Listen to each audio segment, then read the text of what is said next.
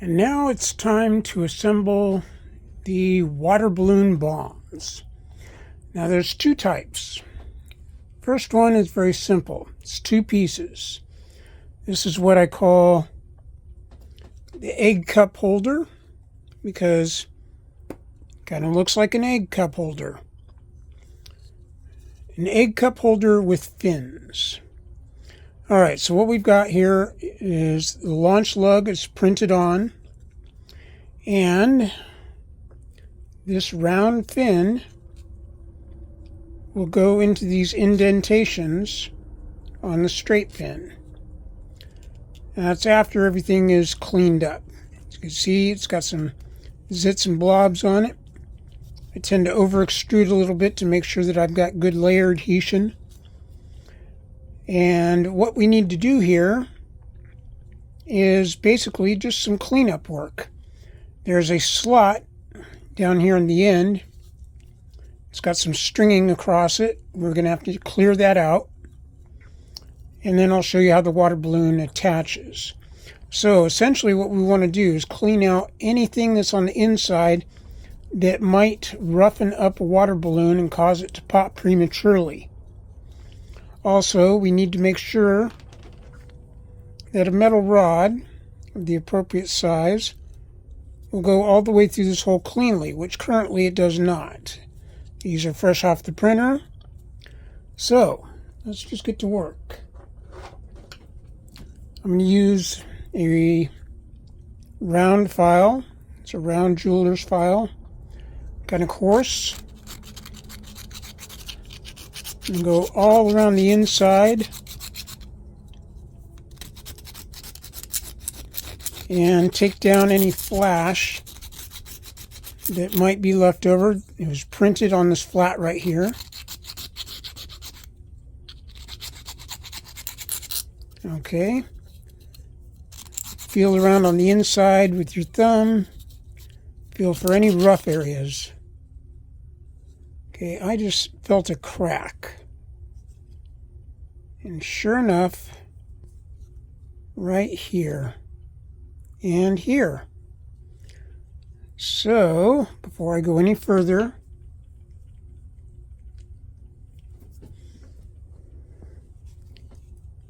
let's go ahead and flex this down a little bit.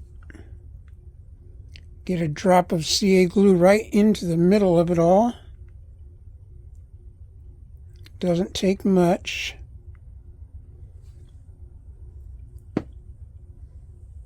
Here we go.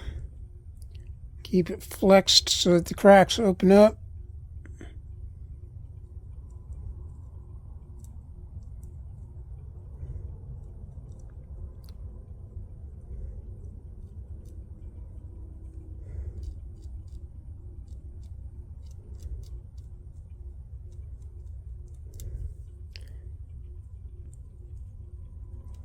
All right, that ought to do it. Just rub the rest of that flat. Oops. And it's cracking from the other side. Not good. Okay, so typically on these guys, the fins are fairly strong. A little bit of CA glue coating the outside can't hurt that strength, that's for sure. But where it transitions from doing the whole body to just doing the fins, you can see the color change. And it's kind of weak right there.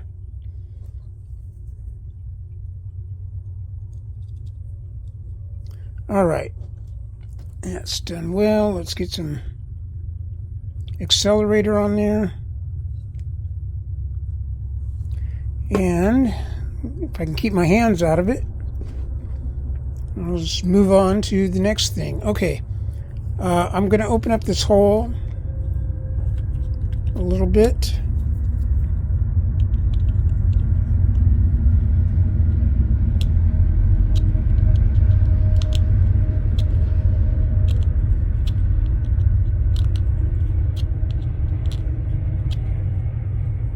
And let's see. All right, slides through, but it's still a little stiff. So I'm going to continue to open it up a little bit.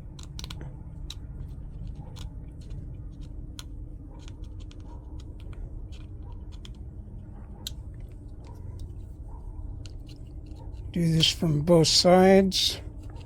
Sorry, I'm got my eye on the piece I'm working on, so sometimes it slips out of the camera frame here. Okay, now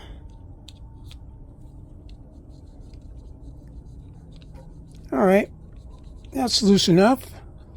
So the pin in the pylon should slip free of the launch lug just fine. Okay, now I'm going to go around the outside real quick because I just did the inside. This is strictly cosmetic cleanup here. Take any flash out of it. Smooth it out if you want to. I don't want the flash.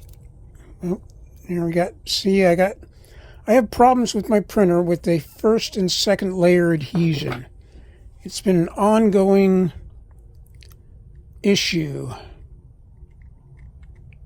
And it seems like no matter what adjustments I make, I end up with a bad first layer sometimes. So I'm just holding that gap open. I get some CA glue in there. Push it around as far as I can get it around the separated part.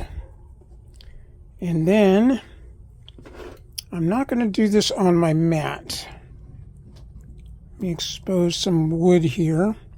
There we go. And just press that down on my wood tabletop, and I start moving it in case any CA starts to stick to the wood. I don't want to stick the plastic to the wood. Let's move that bottle out of the way. Hit that with some accelerator. Get back down here and press it flat.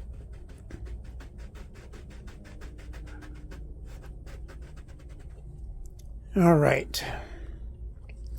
Now, there's the part that came undone. So let's move on here. So the file strokes that I'm using, I'm not going back and forth here because I don't want to break up that first and second layer if I can help it. But also, you should pick one direction to file cut or to sand, because I started out using sandpaper wrapped around dowels to do this work. And I just found that a coarse jeweler's file will work a lot faster. And I don't have to keep trying to hold the sandpaper tightly rolled up. Okay, so I'm doing the insides now of these holes. And these holes, these large holes here, are simply to give the water, as the water balloon bursts, a direction to go. I found that when I did my first ones, they were all closed. These holes weren't in there. The water balloon would burst all right, but then the force of the water coming back into the cup would shatter the cup. And I like to reuse my bombs. I will find all the pieces, if they're in pieces. I'll glue them back together. If they're just cracked, I'll spread the pieces open to get the crack open, put some CA glue in it. And voila, I have a repaired bomb that I can use again. Very few times have I ever destroyed one of these things to the point where spending the time to print new ones was the better option. Okay, now I'm working on the opening that has the slot in it now. I'm going to switch over to a wedge shape.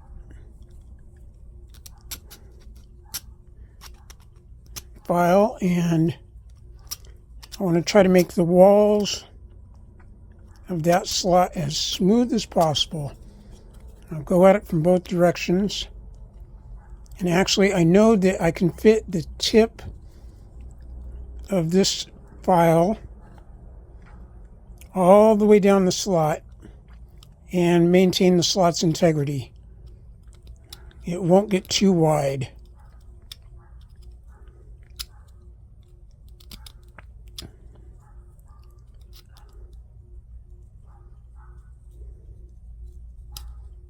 There we go, almost there. Now I'm going to round these corners a little bit. I'll stick my finger far enough up inside there to keep the file from riding down too low to where I can't radius that top section.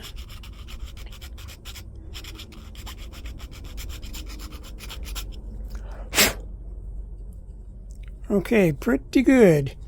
Okay, now I can see I've got some stringing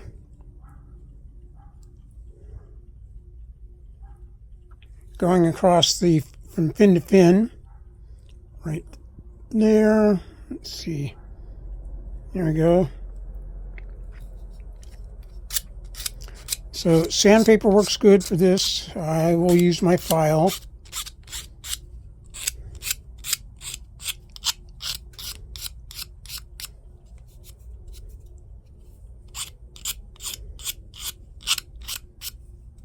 Okay, there's 2 out of the 3.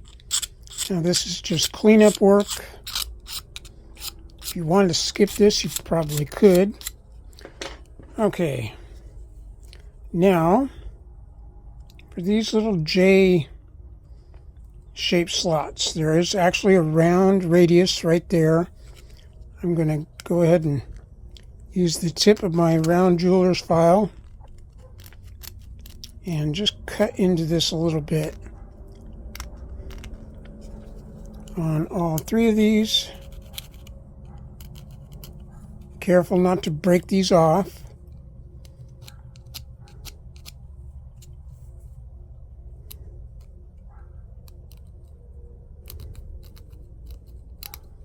Okay, now I've got the ring. Okay, I'm going to do the same thing here. I'm going to take my round jeweler's file, give forward strokes on the file, and clean the flash and any blobs out of the interior of the ring. So I'm going to shift now from a 45-degree angle to straight up and down.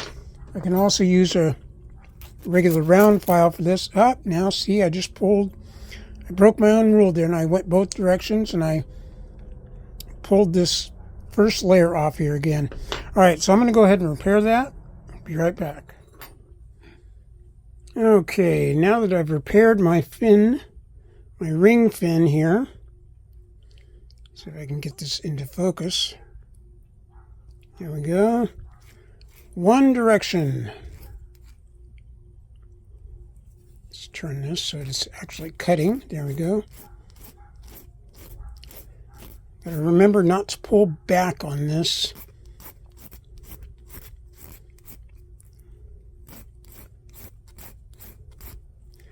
Now, having the first layer detached like that is actually just an annoyance, because for a lot of 3D printed models, I can do without the first layer if I have to. But I would prefer the first layer sticks to the second layer and stops being so annoying. But mine is a kit-built Prusa clone, and it's old. It's right now 11 years old. The design is probably 15 years old, and it doesn't have the bells and whistles of a lot of the even cheaper, simpler, modern printers. But it's mine. I like it. I have to tinker with it a lot to keep it working, but it serves my purposes, and it hasn't given up on me yet. As a matter of fact, I've only had to replace one stepper motor. I've done a lot of improvements to it. There we go. Looking good, looking good. All right. I got a slight angle here. I'm not flush against the interface. But here's the flat side that it was printed on. This has got a rounded tip. And now what we're going to do is actually pretty simple. We're going to rest 2 of the legs against the inside of the circle. Make sure the rounded end is facing upward. And we're going to squeeze this circle a bit so we can get that third leg over. Hand press it down and put it on the table. Press down so you get it flat.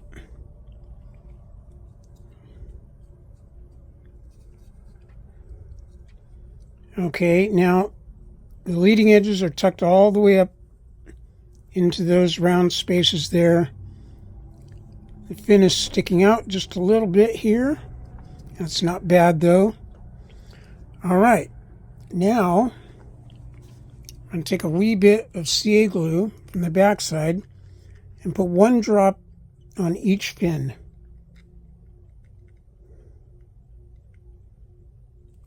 Okay, so there's one, rotate, one drop, rotate, one drop, rotate. Oh, don't need to rotate on that one. All right, and then get your toothpick, your round toothpick, dip it into that CA glue and transfer some to the other side.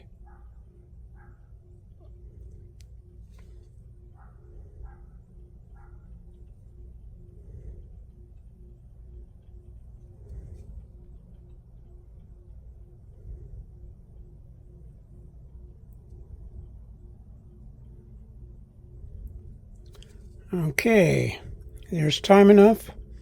The CA glue will remain in liquid form for long enough to beautify the joints here a bit. There we go. And now I'm going to hit all three of these joints with a small spritz of accelerator. Good. Just put that down.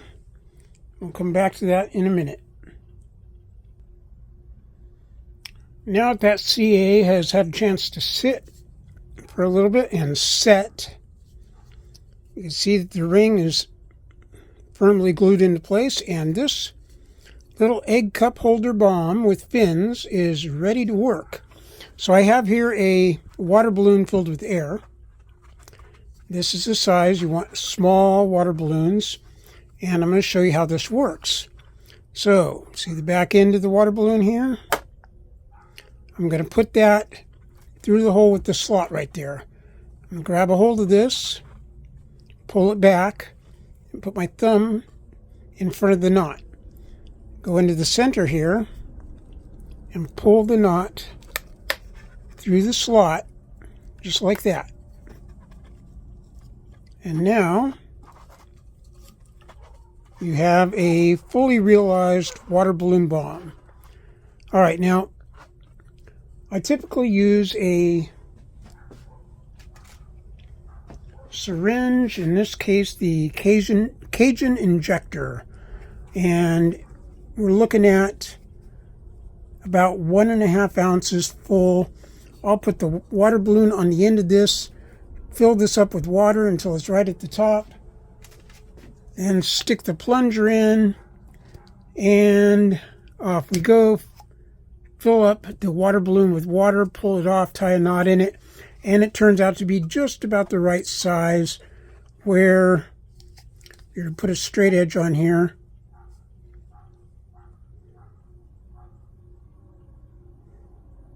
There we go. Can't do it on that side, but okay, this is a little bit over full, but it should be just fine. This is the pylon build. The rod is pulled back.